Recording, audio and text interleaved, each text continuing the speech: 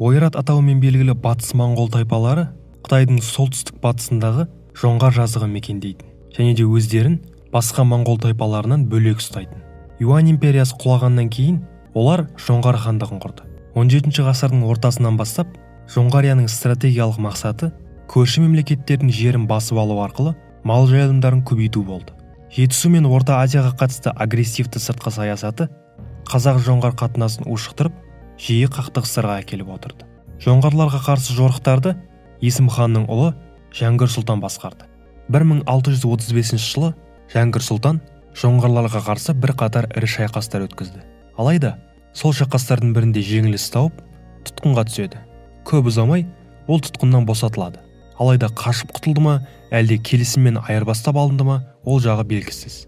Жәңгір сұлтан тұтқында кезінде Жоңғарияның атақты ақсүйектерінің бірі Хұндүлен тайшымен достық қарым-қатынас орнатып үлгереді. Кейінірек Хұндүленнің қызына үйленіп, осы арқылы оның күйеу баласы болады. Жоңғар хандығында болып жатқан өзгерістер һәм оның одан әрі күшеюі Қазақ хандығы мен Орта Азия мемлекеттері үшін өте қауіпті еді. Шығыстағы үлкен қатерді жеке басында сезген Жәңгір күнбе-күн күш алып жатқан көршісін тоқтату үшін шұғыл шаралар қабылдау қажеттілігін түсінді.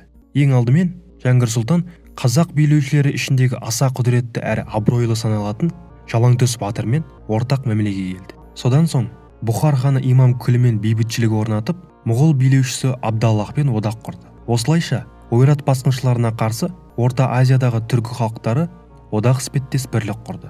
1643 жылы жоңғар билеушісі Батыр Қонтайшы Жетісуды толық әрі түпкілікті өзіне қарату үшін жорыққа шықты. Жорық сол жылдың маусым немесе шілде айларында жасалған болуы мүмкін.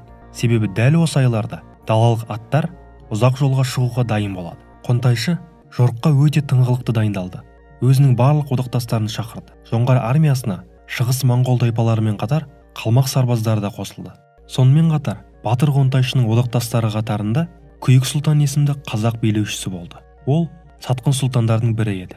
Бірақ та жоңғар ақсүйектерінің арасында да бірлік болмады. Батырмен билікке таласқан Хұндүлен тайшы жорыққа қатысудан бас тартып, күйеу баласы Жәңгірге алдағы жорық жайлы ескертті. Алдын ала хабар алған Жәңгір сұлтан жаумен болатын қақтығысқа дайындалуға кірісті. Батыр Қонтайшы 1643 жылдың жазында Алатау мен Тоқмақ қырғыздарын тонап болған соң Жетісуға, Ұлы жүздің жеріне аяқ басты. Жергілікті сұлтандардың жасақтарын талқандап, жорықты жалғастырды. Жоңғар әскерінің саны 5 түмен еді. Шыңғыс ханның кезінде бұндай жасақ 50 мың адамға тең болатын, яғни бір түмен 10 мың сарбаз. Бірақ бұл уақытта бір түмен 10 мың сарбазға жете бермейді. Шамамен 5 мың 7 мың адамды құрайды. Есептей келе, жоңғар әскерінің саны 20-25 мың болды деп шамалай аламыз. Бұл Жәңгір сұлтанның 600 адамдық жасағымен салыстырғанда өте үлкен әскер еді. Жәңгір болса, өзінің күшін есептей келе жорыққа дайындықты бастады. Жоңғарлардың жолында Орбұлақ өзенінің шатқалы бар екенін байқады. Саны жағынан басым жауға тойтарыс беруге өте ыңғайлы жер. Содан кейін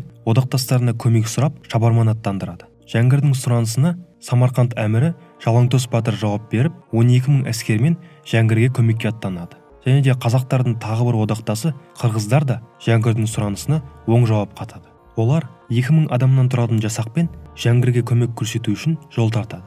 Самарқаннан Жетісуға дейін 1 айлық жол. Бірақ аттарды ауыстырып, жылдам жүріспен жүрсе, 4 күнде жетуге болады. Осылайша Жәңгір сұлтан 600 адамдық жасақпен 25 мыңдық жоңғар армиясына 2 күн бойы қарсы тұруға мәжбүр.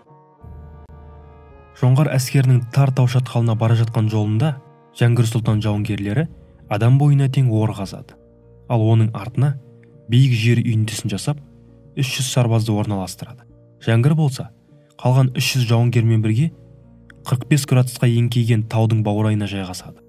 Егер бұрын қазақтардың тактикасы жауды айдалаға алып кетіп, өздері әртүрлі бағытта шашырап, содан кейін оны ашық аймақта қарсы алып қирату болса, бұл жолы Орбұлақтың тар шатқалында жол өтетін жерге қорғаныс тұзағын салды. Күн батқан кезде Батыр Қонтайшы әскерімен тұзақ құрған жерге жақындағанда, оның әскерлерінің алдыңғы бөлігі шабуылға ұшырайды. Ол үшін бұл күтпеген жағдай. Өйткені бұған дейін ұлы далада ешкім ешқашан ор қазып, қорғаныс үйінділерін жасап соғысқан емес. Жағдайды бағамдай келе, Батыр Қонтайшы жауынгерлеріне шабуылға шығуға бұйырады. Алайда, ордың ішіндегі 300 қазақ жауынгері мылтықпен оқ жаудырып, жоңғарлардың шабуын басып тастайды. Мылтықтың даусынан шошыған жылқылар үстіндегі сарбаздарды лақтырып, қорыққаннан жан-жаққа қашады. Жоңғар әскерінің құрылымы бұзылып, сарбаздар қарымта шабуылға шыға алмай қалады. Мылтықтан басқа қазақ жауынгерлері өз заманының химиялық қаруын да қолданды. Жанғанда улы газ бөлетін арнайы кептірілген шөптер дайындап, жоңғарларға алаумен бірге лақтырды. Шатқалды мылтық ұнтағының түтіні мен улы шөптің түтіні басып қалды. Жоңғарларға бұл қарбаласта шайқасу түгілі дем алудың өзі қиын. Жоңғар жауынгерлері шегіну керектігін немесе шайқасу керектігін түсінбей дал болды. Егер шегіну керек болса қай жаққа және қай бағытта, атпен немесе жаяу, не істерін білмей жағдайы қиындай берді. Жоңғар әскері басқарусыз қалды.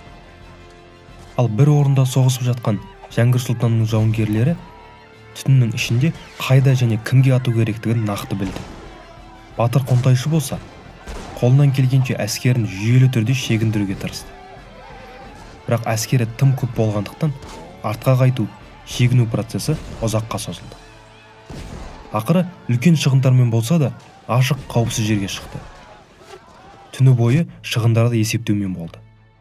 Әскердің шығыны 5000 адамға шамалас болып шықты. Сонымен қатар Жәңгір Сұлтанның жасағы қаша алмаған жоңғар сарбаздарына соққы жасай келе, Батыр Қонтайшы барлық тоналған мүлікті алдыңғы қатарда алып жүргені анықталды.